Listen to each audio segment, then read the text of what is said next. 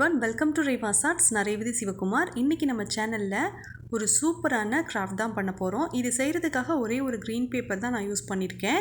நீங்கள் இந்த வீடியோ பாருங்கள். இந்த கிராஃப்ட் உங்களுக்கு பிடிச்சிருந்ததுன்னா இந்த வீடியோக்கு லைக் பண்ணுங்கள். இப்போ நம்ம வீடியோ பார்க்கலாம். இந்த கிராஃப்ட் செய்கிறதுக்காக நான் 2 பேப்பர் கப் எடுத்து வச்சுருக்கேன்.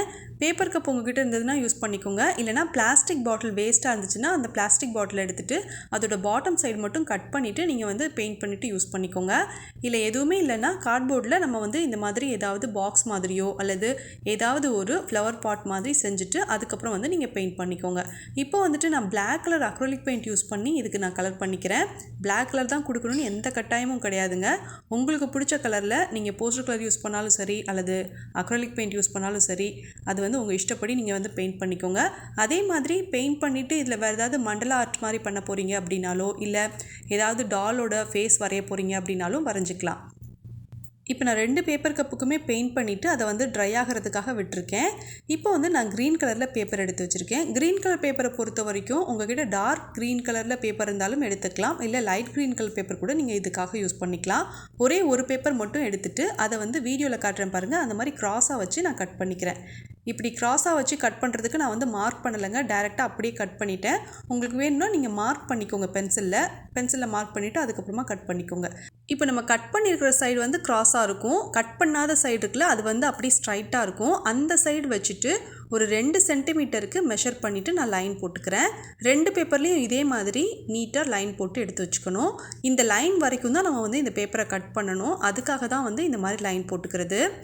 உங்கள்கிட்ட ஒரு வேளை கலர் பேப்பர் இல்லை அப்படின்னா அப்போ நம்ம வீட்லேயே எப்படி கலர் பேப்பர் பண்ணுறதுன்னு ஒரு வீடியோ அப்லோட் பண்ணியிருக்கேன். அந்த வீடியோ போட லிங்க் இந்த வீடியோவுக்கு கீழே இருக்கிற டிஸ்கிரிப்ஷன் பாக்ஸில் நான் கொடுத்துருக்கேன். நீங்கள் அதை செக் பண்ணி பாருங்கள். உங்களுக்கு தேவைப்பட்டுச்சுன்னா ஹோம்மேடாக நீங்கள் கலர் பேப்பர் செஞ்சுக்கோங்க.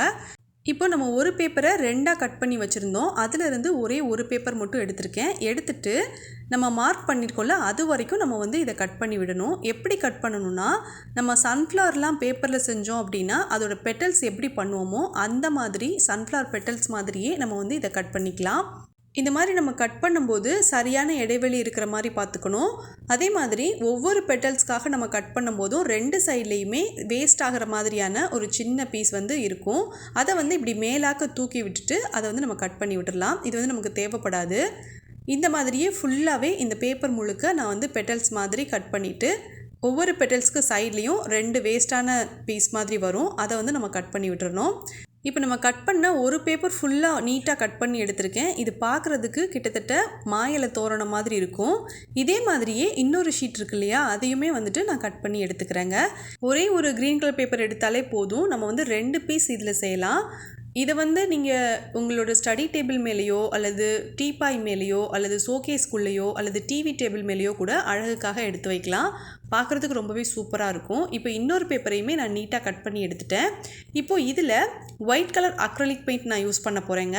இதுக்கு பதிலாக நீங்கள் வேறு என்ன யூஸ் பண்ணலன்னா சாப் க்ரீன் உங்கள்கிட்ட இருந்துச்சுன்னா அதை நீங்கள் யூஸ் பண்ணிக்கலாம். இல்லைனா Black கலரையும் லைட் க்ரீன் கலரையும் கலந்தீங்க அப்படின்னா அப்போ ஒரு டார்க்கான க்ரீன் கலர் மாதிரி உங்களுக்கு வரும். அந்த க்ரீன் கலர் யூஸ் பண்ணி கூட நீங்கள் இந்த கிராஃப்டை செய்யலாம்.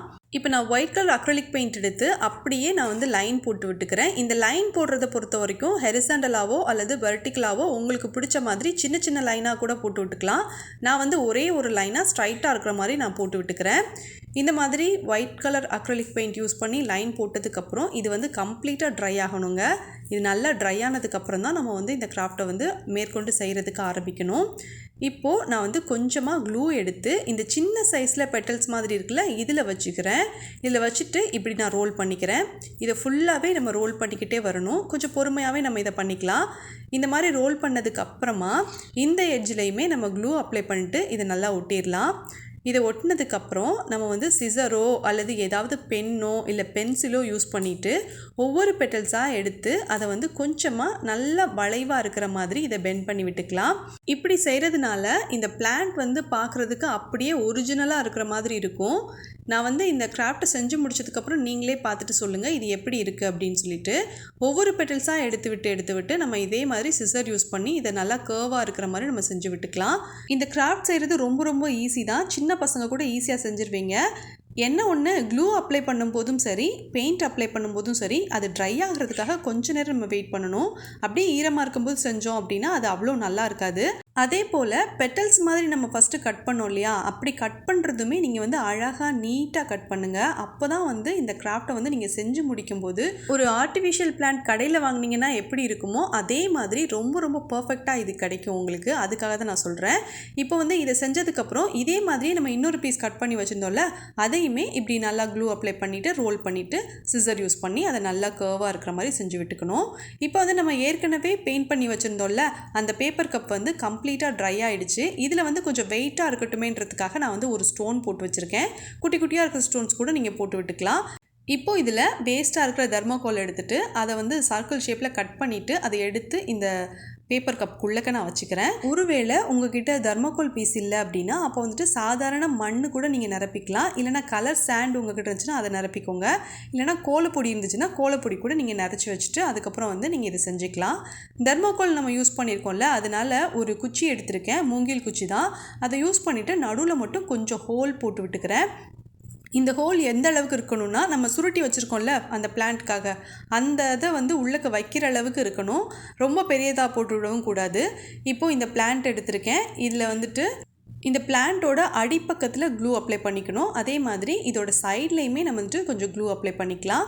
ரொம்ப அதிகமாக க்ளூ யூஸ் பண்ணாதீங்க, சும்மா தேவையான அளவுக்கு மட்டும் நீங்கள் யூஸ் பண்ணிக்கோங்க. இப்போ இதை எடுத்து அந்த தெர்மாக்கோல் பீஸ் இருக்கு இல்லையா, நம்ம கட் பண்ணி ஒரு சின்ன ஹோல் மாதிரி போட்டு வச்சுருந்தோம்ல, அதில் வச்சு கரெக்டாக இருக்கிற மாதிரி நம்ம ஒட்டிடலாம். இதே மாதிரியே இன்னொன்று நம்ம செஞ்சோம்ல, அதையுமே நம்ம வந்து தெர்மாக்கோல் பீஸில் ஒட்டி எடுத்து வச்சுக்கலாம். இதை ஒட்டினதுக்கப்புறம் உங்களுக்கு விருப்பம் இருந்ததுனாலோ அல்லது உங்கள் வீட்டில் வந்து ஸ்டாக் இருக்குது அப்படின்னாலோ ஸ்ப்ரே வார்னிஷ் இருந்துச்சுன்னா இதுக்கு மேலே லைட்டாக ஸ்ப்ரே பண்ணி விடுங்க. இல்லை சாஃப்ட் பேஸ்டல் யூஸ் பண்ணி ட்ராயிங் பண்ணுறீங்க வீட்டில் அப்படின்னா அப்போ வந்து உங்ககிட்ட ஃபிக்ஸ் ஆக்டிவ் இருக்கும். ஃபிக்ஸ் ஆக்டிவ் இருந்தாலும் அதை எடுத்து நீங்கள் வந்து இதுக்கு மேலே ஸ்ப்ரே பண்ணி விட்டீங்க அப்படின்னா அது வந்து பார்க்குறதுக்கு வந்து இன்னுமே ஷைனிங்காக இருக்கும். நான் வந்து எதுவுமே யூஸ் பண்ணலைங்க, அப்படியே தான் வந்து நான் இதை எடுத்து வைக்க போகிறேன். டேபிள் மேலே வைக்கிறதுக்காக தான் நான் இதை செஞ்சுருக்கேன். இந்த கிராஃப்ட் உங்களுக்கு பிடிச்சிருந்துச்சுன்னா நீங்கள் இதை ட்ரை பண்ணி பாருங்கள். ட்ரை பண்ணி பார்த்தீங்கன்னா வழக்கம் போல் revasart0009@gmail.com அப்படிங்கிற நம்ம சேனலோட மெயில் ஐடிக்கு ஃபோட்டோவாக இருந்தாலும் வீடியோவாக இருந்தாலும் சென்ட் பண்ணுங்கள். அதை நம்ம சேனலில் வர சப்ஸ்கிரைபர் கிராஃப்டில் நம்ம எல்லாருக்கும் காட்டலாம்.